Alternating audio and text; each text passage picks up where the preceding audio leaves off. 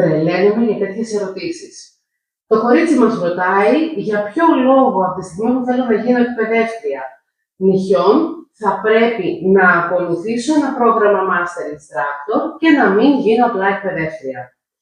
Οι λόγοι είναι πολύ και διαφορετικοί. Πάμε να σου εξηγήσω. Καταρχήν, το να γίνεις Master Instructor, το να γίνεις εκπαιδευτής στα νύχια είναι το πιο εύκολο.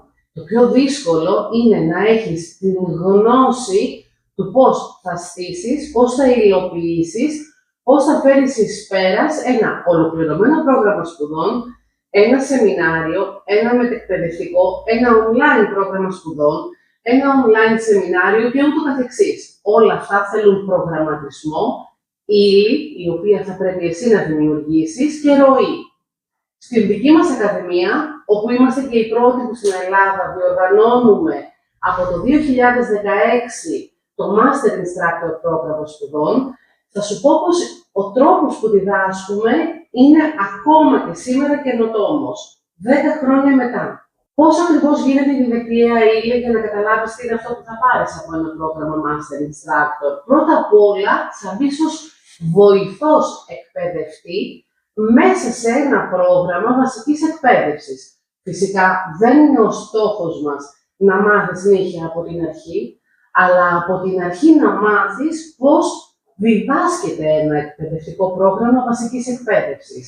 Έτσι ώστε στην συνέχεια, όταν θα κάνεις μαζί μου τα επιπλέον 4 ή 8 ανάλογα με το τι πρόγραμμα έχεις παρακολουθήσει στην βασική εκπαίδευση, αναλύουμε, συζητάμε, βλέπουμε τις βελτιώσεις που χρειάζεσαι, πώς δημιουργείς το δικό σου βιβλίο, την ύλη σου, τα μπάνερ σου, τα διαφημιστικά, πώς στείνεις τον επαγγελματικό σου χώρο, πώς ακριβώς διοργανώνεις τα σεμινάρια σου, τι βήματα πρέπει να ακολουθήσει ο λογιστής σου, εσύ, πώς θα γίνεις εκπαιδευτής σε δημόσιο ΙΕΚ αν θέλεις, ποια βήματα πρέπει να ακολουθήσεις και τι παραπάνω πρέπει να κάνεις. Όλα αυτά είναι μέσα στο πρόγραμμα Master Instructor. Σου δίνει δηλαδή μία δομή για το πώς ακριβώς θα λειτουργήσεις περαιτέρω.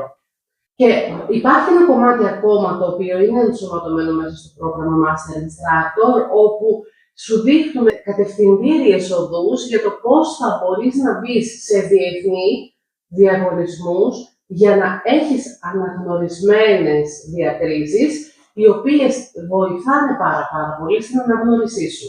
Αν έχεις και εσύ απορίες, μπορείς να μου στείλεις ένα μήνυμα, μπορείς να μου γράψεις σε σχόλιο και ίσως η επόμενη ερώτηση που θα απαντήσω να είναι η δική σου.